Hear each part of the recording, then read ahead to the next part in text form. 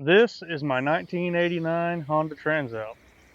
Motorcycle I wasn't planning on buying, but one random phone call turned into a 3-hour road trip and a $400 motorcycle. And to be honest, it may be one of the coolest bikes I've ever owned.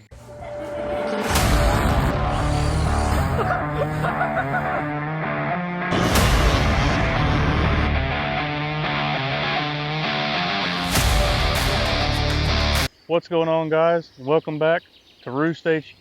This is going to be the first video on the Transalp project. I want to go over how I ended up with the bike, what makes these things cool, and kind of what I have planned for it in the future.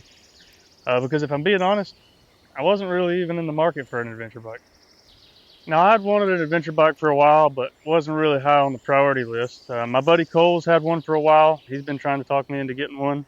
My other buddy Josh, he decided he wanted to get an adventure bike and went and bought a 2025 V-Strom 800DE. And when he got to the place he bought this from, he got it off a guy on Marketplace. The guy was like, "Hey man, I got this old Honda over here. I'd sell it to you for 500 bucks." What? That old Honda was this 1989 Transalp. Josh immediately called me about it, but there was one problem I had with it at that time. And that was that the guy said that he had lost the keys. Oh, man. And I don't know about y'all, but buying a 35-year-old motorcycle with no keys sounds like a terrible idea because in my head, it already doesn't run. A couple days later, though, the guy messaged Josh and said that he'd found the keys.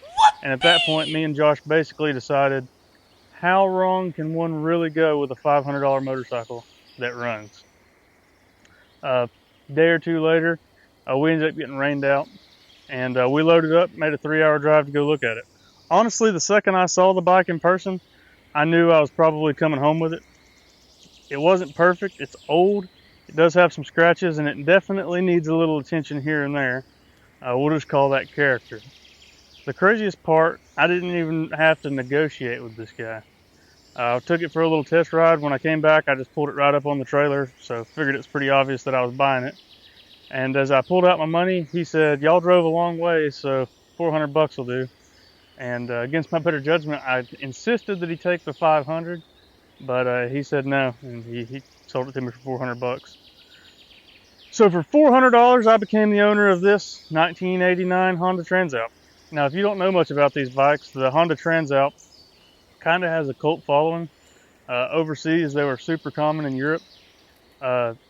I think from what I understand, they kind of came out with this with the idea of replacing the car. Obviously, that didn't take off. But people over there rode them everywhere. Touring, commuting, camping, off-road riding. Police even used them pretty heavily. These bikes were pretty much an adventure bike before adventure bikes were even a thing.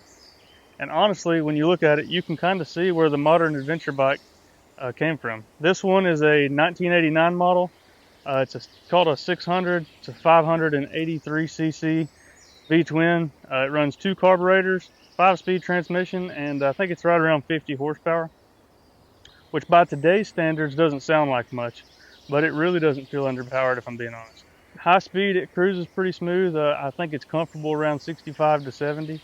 It will definitely go above that. I got it up to like 95, but 65, 70 seems to be its sweet spot. The V-twin, it's a lot smoother running of a motor than what I was expecting. I used to ride Harleys and I was expecting, more of that chop. But honestly, this thing, it rides smooth, and at high RPM, there's no crazy vibration. It's got a 21-inch front wheel, long travel suspension. You have a pretty upright riding position with your feet up underneath of you. Decent enough ground clearance to leave the pavement. I mean, nothing compared to the modern ADV bikes, obviously. Another thing I really like about it is this bike lacks electronics in every way. No ride modes, no ABS, no traction control, no giant screen. It doesn't even have a fuel gauge. It has a reserve on your petcock, so if you do run out, you can get on up to the next gas station. Just an old Honda carbureted V10 that starts right up and goes. And somehow, after 35 years, these things still have a reputation for being reliable. This one here has got 41,000 miles on it now. From what I understand, they're known to go well over 100,000. And honestly, I think that's probably part of the reason why people love these bikes so much. They're simple enough you can work on them, but still capable enough to go anywhere I've taken it so far. The best part is, compared to modern adventure bikes, you can still get these for pretty reasonable money. Obviously, I got this one for a screaming deal, but I've seen a few of them posted in the $3,500, $4,000 range for like a pretty nice one. I'm sure if you found one that was a little bit beat up, you could probably get it for less. So a little bit about the bike. One thing I think is pretty cool, that headlight is a 5x7 headlight. Came in a lot of old pickup trucks, dump trucks, old cars. You can go down to the auto parts store and it's one bulb. It's actually not like a lens like a modern headlight. It has one bulb that you have to change. 21-inch front tire, same as most of your modern ADV bikes, midweights anyways. That has a bar tubeless system in it. Pretty cool. We'll make a video about that. I've never had one before. Your speed sensor is right there for the yeah, speedometer. It's got one disc hydraulic brakes on the front. From what I understand, some of the newer models did come with a dual disc. This one did come with crash bars on it, and it also has an aluminum skid plate. Although it looks like an air-cooled machine, it is water-cooled. You can see, I'll show you on the other side, there's a radiators, and those are not just for oil cooling. They do have liquid cooling in them. Steel frame, so came with these pannier mounts on it. I've actually got a Milwaukee pack-out plate mounted there right now. That was kind of a joke that ended up staying on. It's got 2-into-1 exhaust that goes back out with 2 outlets. On the back here, you got a 17-inch rear wheel, drum brakes. You don't really see that a lot anymore on a motorcycle. Pretty cool. They work decent enough off-road. They do leave a little bit to be desired for on-road performance. It does have turn signals. They are not self-canceling. That's going to take a little bit of getting used to. You can see there's your coolant reservoir.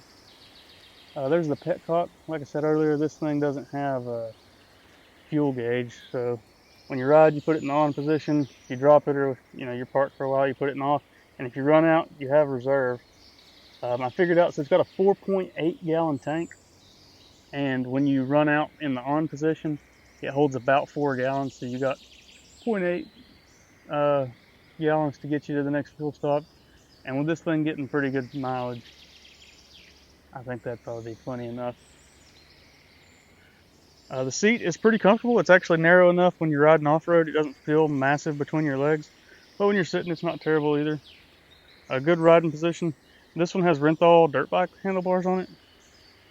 I guess that's a preference thing. I don't mind them. Like I said, I ride dirt bikes, so kind of makes sense. Your key, so it does have a bar lock if you push it down and turn it to the left. There's the on position. Underneath here is a fuse panel. If you look up here, you got a low oil pressure light. You have your left turn signal, right turn signal. It does have a neutral indicator, and it actually has a kickstand indication light. As you can see, this one's got 40,825 miles on it. 13 miles since I filled it up. On your controls, you got your horn. Turn signals, like I said, these are not self-canceling. That's taking a little bit of getting used to for me. There's your headlights, high and low beam. Obviously your clutch, and then right here is your choke. So when you do a cold start, you don't have to reach under there and do it by hand. It's right up here where you can get it with your finger. On the other side, you got your normal on-off switch, your starter, front brake. This thing runs pretty good.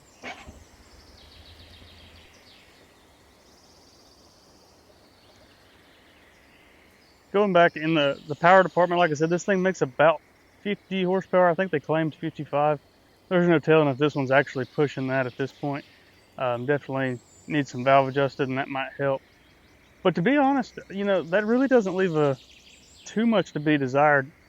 The Tenere, I think it makes like 70 or 72 horsepower. Somebody put it in the comments there if I'm wrong.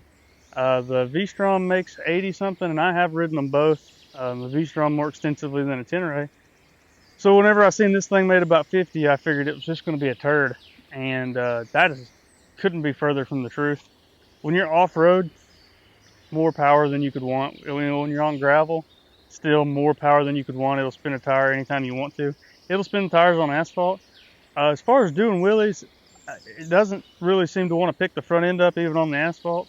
I don't think that's a power problem. I think that the clutch just doesn't have heavy enough springs to engage fast enough.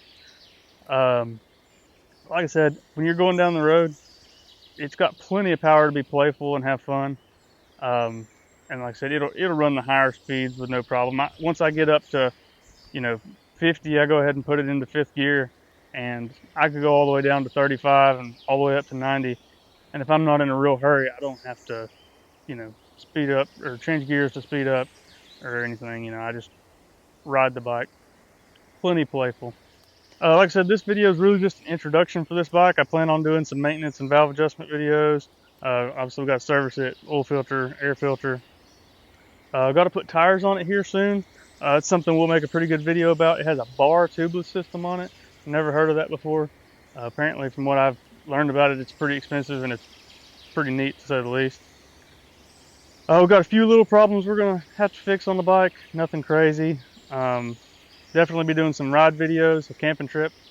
Hopefully here coming up next month. My buddy Cole is wanting to go do a BDR ride down in Georgia. And basically we're just going to bring this old bike back to life and put it to work. And my plan is to just document the process along the way and see what this old bike's really capable of. There's just something cool about these old motorcycles, especially a bike that's 35 years old, 41,000 miles on it, and just begging to still be ridden. And for $400, I don't think there's going to be a more fun motorcycle per dollar spent. And this thing's going to make some pretty good content. If there's anything specific you want to see, drop a comment.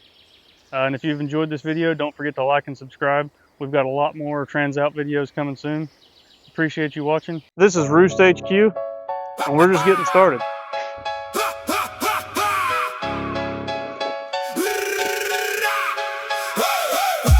Na ulicę, widzę naród otumaniony. Sprzedali własny dom, horyzont przekreślony.